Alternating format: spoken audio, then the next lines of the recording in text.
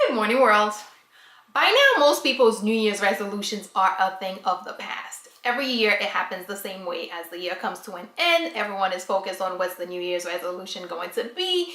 And then January comes around, we're focused on, okay, how to get started and get going with the resolution. But by March, of course, most people have fallen off the wagon and the New Year's resolution is ready to be next year's resolution. And I mentioned in a previous video that I wasn't the biggest fan of resolutions. I was more of a proponent of goals. So this week we're doing 5 tips to help reinvigorate a goal, which can work for any goal you have, including a New Year's resolution. And to get started, first is to review your progress. Because anytime you set a goal, you start acting towards it, you have made progress. There are steps that you will have taken, things that you will have done that bring you closer to reaching that goal that you had at the very beginning. So review your progress and see where you are starting from, because your starting point at this time is going to probably be different from where it was before. You are probably much closer to where you are going than than you were last time. So review your progress so that you can know where your new starting point is. 2, assess the steps that worked as well as what you had troubles with. Because when you start, and especially people who are going to be falling off, it's usually because you had trouble with certain things that came up. So first, figure out what worked so that you can go back to those, so that you can implement, so that you can put these in your new action plan. And of course, figure out what did not work or what you had trouble with, because then you're going to set, measures to help you not have as much trouble or to help you get past those troubles. 3 is to create a new timeline.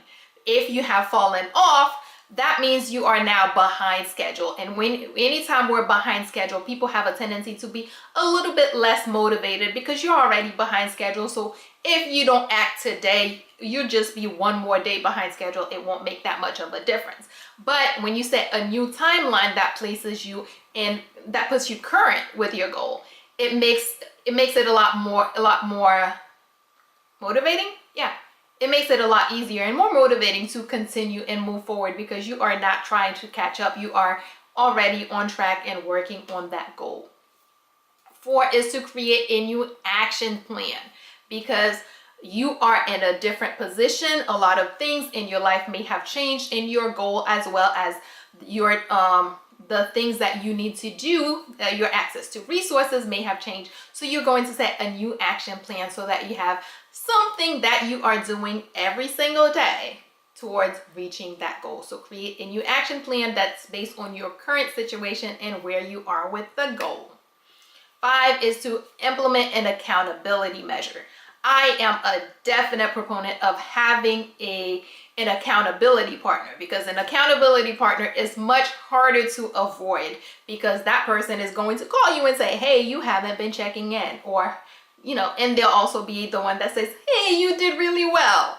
So an accountability partner, and if you do not have a trusted accountability partner, there are many other ways that people can create accountability. 1 is to doing the regular journal entries, regular posting of something, or there's that what's it called? The little meter thing where you're crossing, like the thermometer.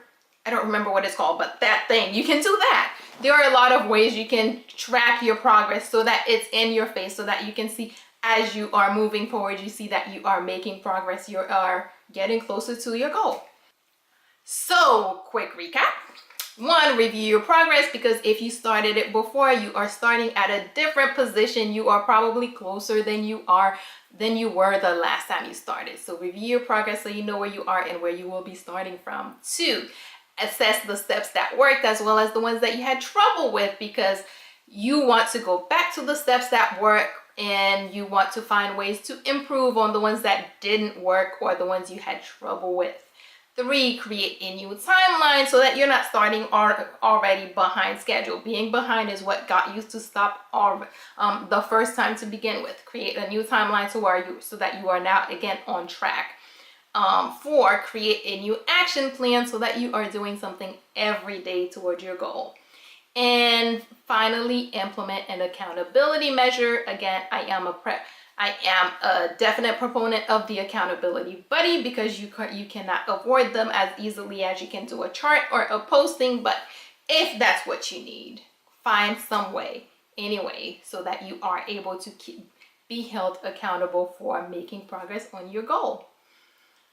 Alrighty, that is all we have for today. Good morning, world. Have a great day.